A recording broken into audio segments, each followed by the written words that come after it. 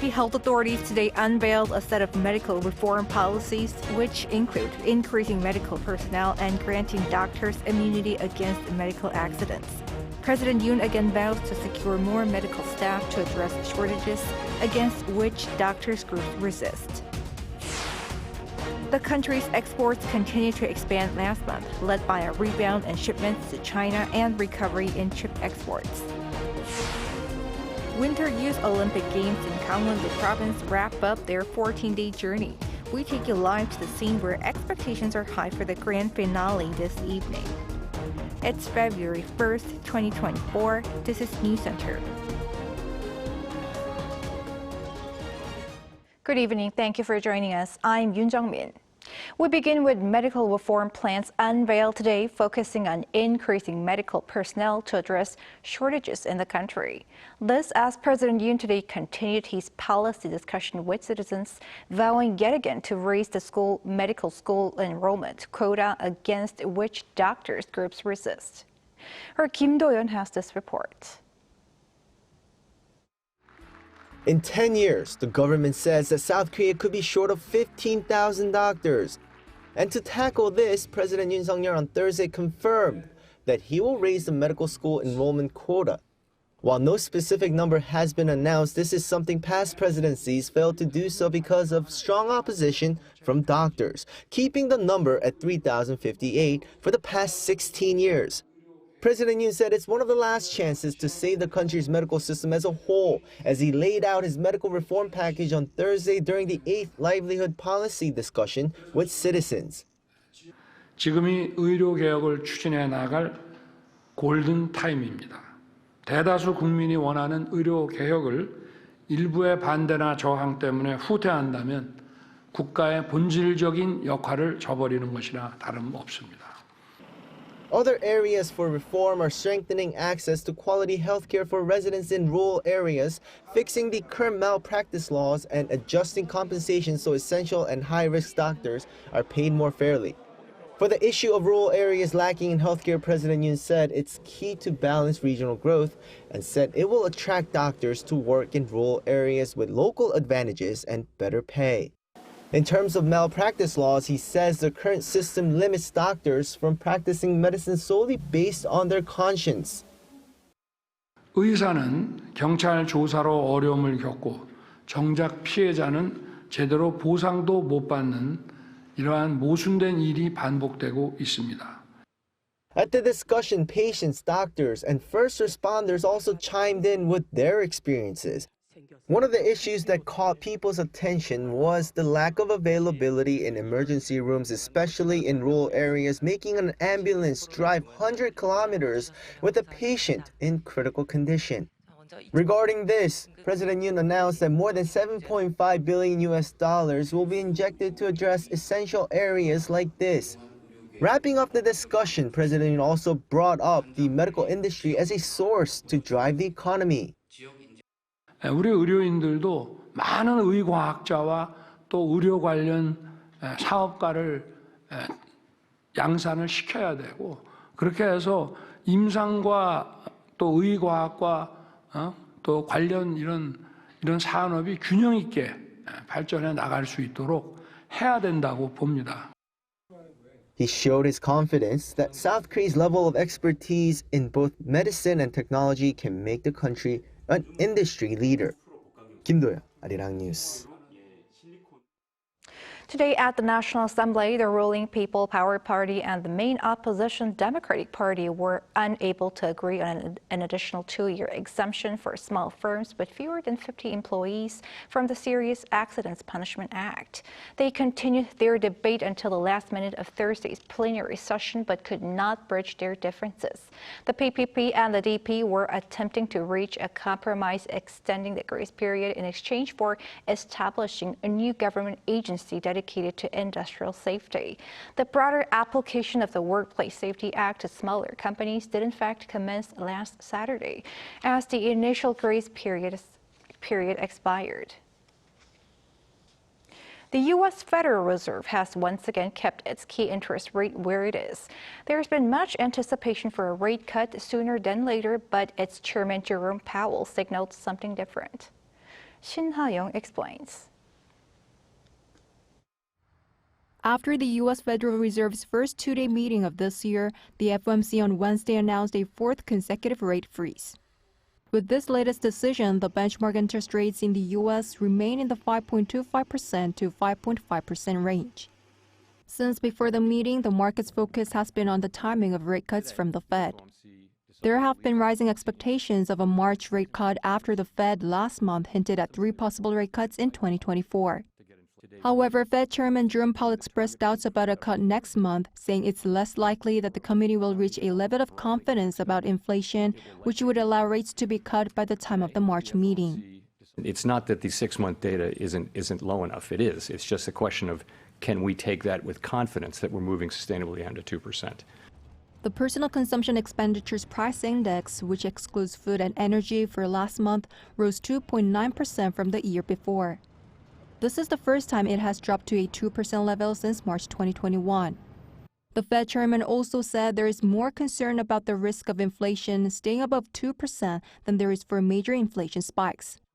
One expert says it's because of the sacrifice needed to achieve the Fed's inflation target. Chairman Powell has always said that their goal is 2% inflation, not inflation around 2%, but 2% on the dot. So there has been a lot of concern that getting from 3% to 2% will be very, very difficult, and it will involve a lot of sacrifice. Meanwhile, the latest Fed rate freeze means the key interest rate gap between South Korea and the U.S. remains at 2 percentage points. BOK will have to delay the rate cuts if they were planning to cut the rates during the first half of the year. But the good thing is that Chairman Powell is giving solid signals that he will lower the rates sometime this year unless inflation goes back up. During Thursday's emergency macroeconomic meeting in South Korea, Finance Minister Choi Sang-mok said that there is growing uncertainty about the timing of rate cuts in other countries, adding that the government will remain vigilant regarding the situation. Shin Ha-young, Arirang News. South Korea's export in January has shown strong performance. This was led by a rebound in shipments to China and recovery in chip exports. An Sung-jin takes a closer look. The month of January provided positive signs for South Korea's exports. Data from the Trade Ministry on Thursday showed that exports saw an on-year increase of 18%, reaching $54.69 billion. As imports dropped by 7.8%, the trade balance maintained its surplus of $300 million. It's the first time in 20 months that on-year exports growth reached a two-digit figure. Most export products saw a rise, including displays, home appliances, ships, and mechanical products. However, the sharp increase was mostly geared by a strong performance in the semiconductor industry, which was at its highest value since December 2017. Chip exports increased by 56.2% on-year as demand increased for high-value added memory chips. On the back of a strong semiconductor industry, exports to China saw a rebound. The on-year increase rate was positive for the first time in 20 months. 40% of exports to China are IT products, which is currently in its low season. Once it peaks in the second or third quarter, exports are only going to increase even more. A recovery in demand for TVs and LCD shipments also contributed. Exports to the U.S. were strong too, seeing an on-year increase of 26.9%. The Trade Ministry stated that these figures are a good start toward achieving record-high exports for this year, which follows Trade Minister An Dok-keun at the 2024 World Trade Strategy meeting last week, pledging to come up with strategies to respond to the changing global market based on digital transformation, population change, carbon neutrality, and supply chain reconstructions. An Sung-jin, Arirang News. Online spending in Korea hit an all-time high in 2023, mainly due to more people arranging and booking travel. According to Statistics Korea on Thursday, the value of online transactions last year exceeded 220 trillion won, or some $170 billion, the highest figure ever. That's an increase of over 8% on year. Spending on travel and transportation jumped around 45% as COVID pandemic worries eased. increased. China was the country where the largest direct online purchases were made last year, for the first time ever, accounting for nearly half of all orders.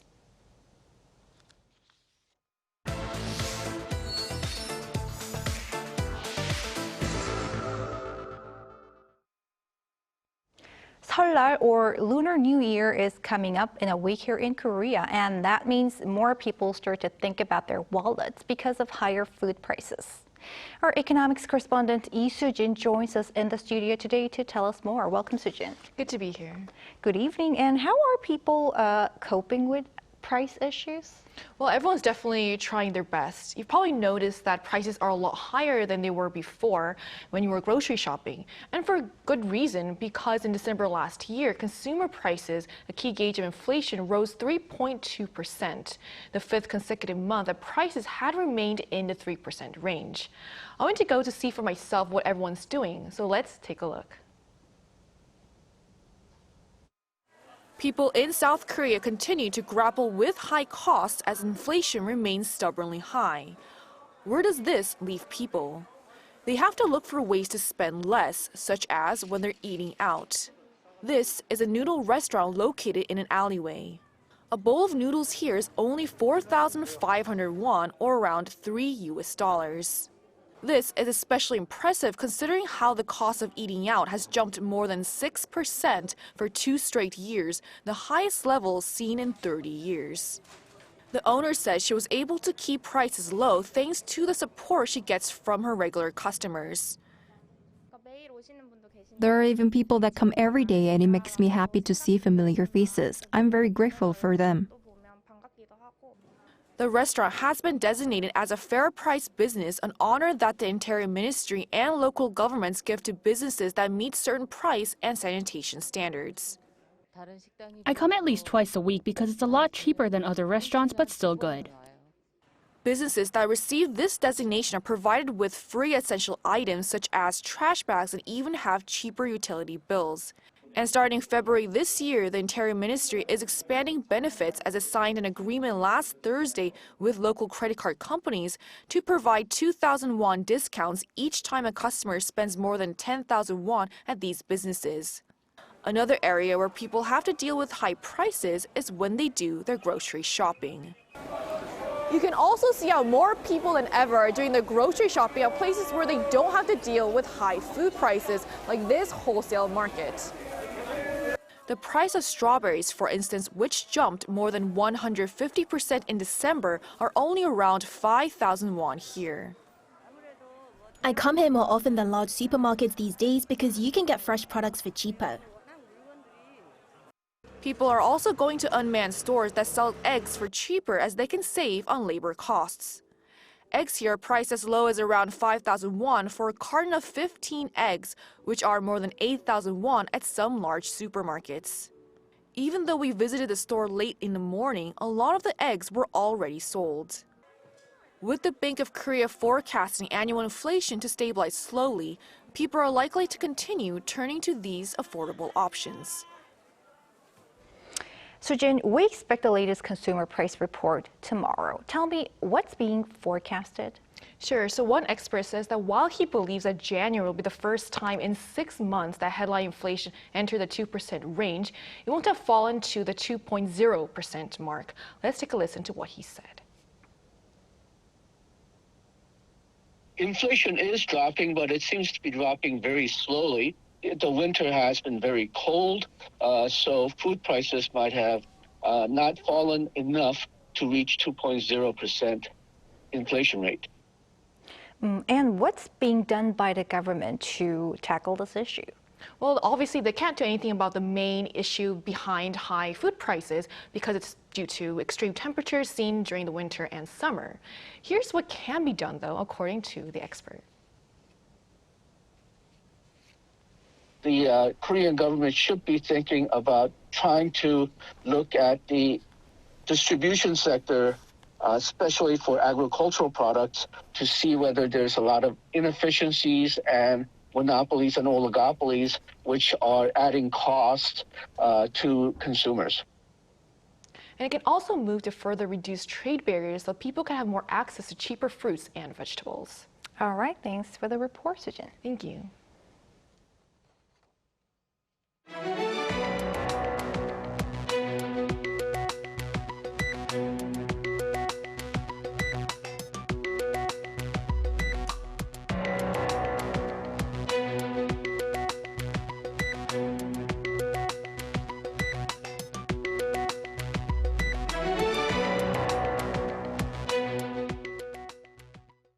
Now turning our focus to the Gangwon 2024 Winter Youth Olympic Games. Tonight, what were the fourth Winter Youth Olympics and the first to be held in Asia come to a close? For more, we connect live to our culture correspondent Song Yujin in Gangwon Province. Hi, Yujin. Well, hello, Jongmin. I'm currently at Gangneung in Gangwon Province once again. As you know, during the opening ceremony, throughout the opening ceremony, it was raining a lot. But today, as you can see, it's snowing a lot. Now, as most parts of Gangwon Province are currently under heavy snow warnings, the staff here are busily, swiftly removing the snow to prevent any accidents from happening. Now, tonight is significant, as I mentioned before, because today marks the end of Gangwon 2024's 14-day journey. Now, all competitions, including curling, which was the last competition to take place, are now over, and we're now eagerly waiting for the grand finale of Gangwon 2024, which is the closing ceremony, which is about to start in less than 2 hours. Now, to talk about Team Korea's performance, Korea ended its Olympic journey the same way it started, with gold. Actually, 2 gold medals were added today in the team figure skating event as well as half-pipe snowboarding. Now, with this, Korea concludes its Gangwon 2024 medal count with 7 gold, 6 silver, and 4 bronze. And personally, it feels like only a few days have passed since the opening ceremony, but it's already time to say goodbye to the Gangwon 2024 Games. Throughout the 2 weeks, we witnessed remarkable, incredible performances from 1,800 athletes from 78 National Olympic Committees across 15 disciplines in 7 sports. Now, let's also listen to just how much people enjoyed the Games. This is our 6th day here. We watched figure skating and took a look around the festival booths like K-food tryouts and photo booths. I hope Korea hosts more international sports events like this in the future. I hope the athletes enjoy this beautiful snowy day as they've just finished competing. Wow, time does fly. Yujin, as you've mentioned, the closing ceremony will start later tonight. The opening ceremony was quite a spectacle. There was the introduction of the first ever digital Olympic cauldron. Give us a sneak peek at what we can expect today. Well, I can say that a lot to look forward to today as well. So the opening ceremony will start with the pre-show that starts at 7:30 p.m. Korea time. During the pre-show, we'll see the entrance of all the young athletes at the plaza outside the Gangneung Hockey Center, which is behind me, and the pre-show will be accompanied by a DJ performance. Then the actual official opening ceremony will start at 8 p.m. and will run for 35 minutes.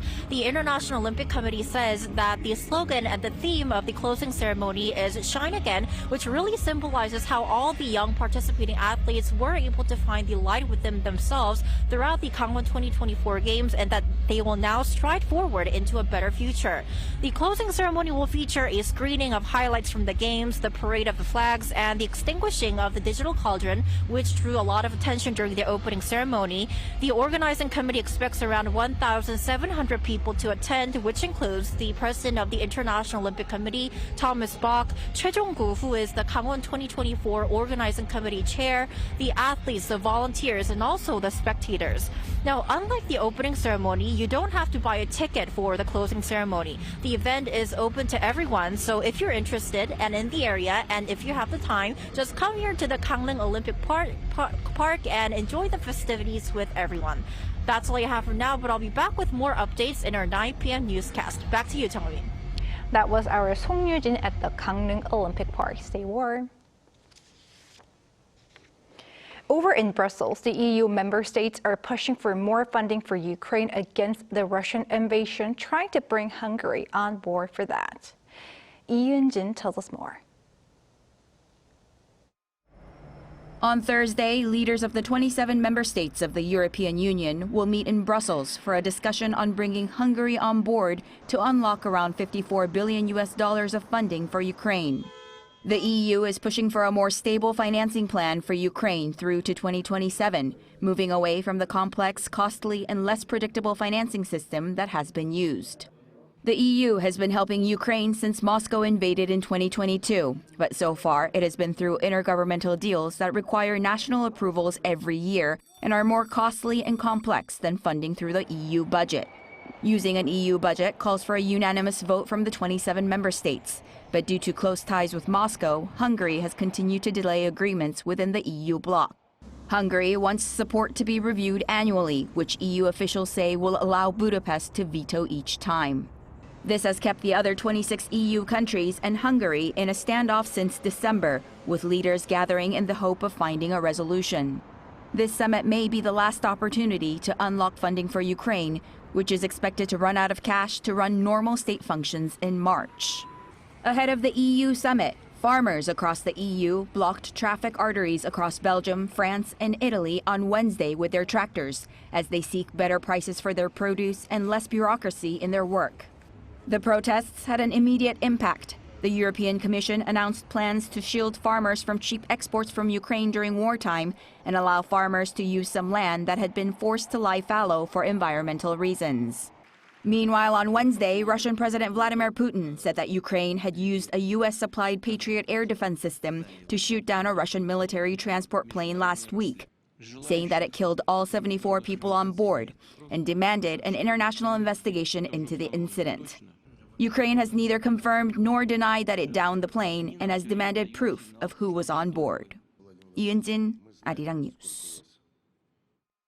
Today, February 1st, marks 3 years since the military coup in Myanmar, and South Korea joined other countries in strongly condemning the military regime's human rights violations.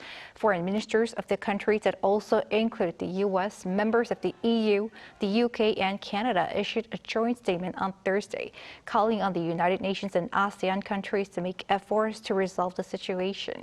They noted that the military's actions have fueled a humanitarian crisis with 2.6 million people displaced from their homes and more than 18 million people in need of basic necessities.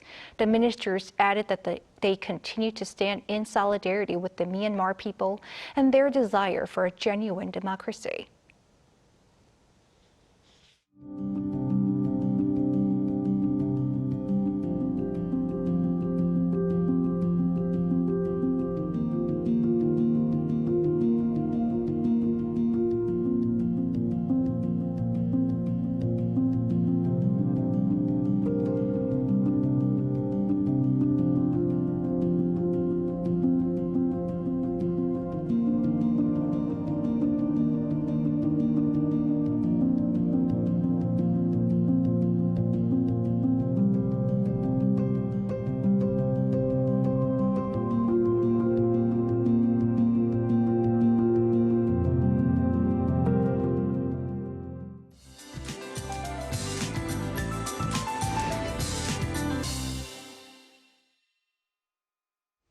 While the skies were cloudy across the country today, there was rain in the south and snow on the east coast.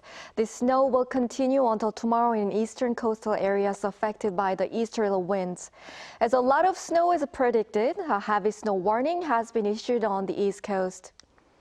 Up to 15 centimeters of snow are expected in Yeongdong, Gangwon province by tomorrow, and up to 10 on the east coast areas of Gyeongsangbuk-do province.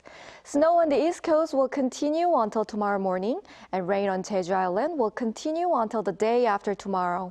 In particular, the snow is humid and heavy, so please take precautions against any safety accidents. Tomorrow, Seoul and Daejeon will start off at 0 degrees Celsius. Daily highs will be topping out at relatively milder temperatures in most areas.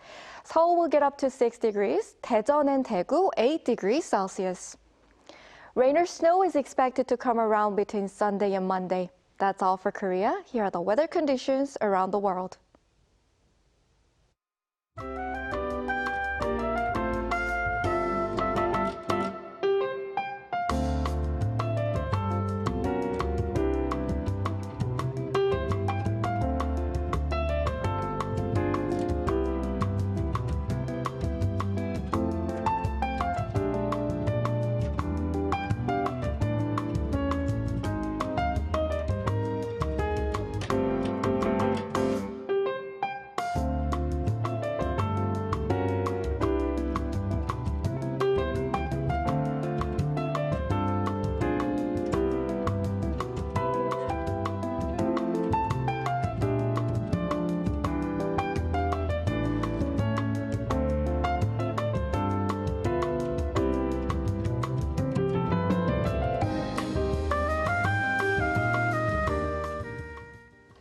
That is Newscenter for tonight. Thank you for watching. A panel session coming up.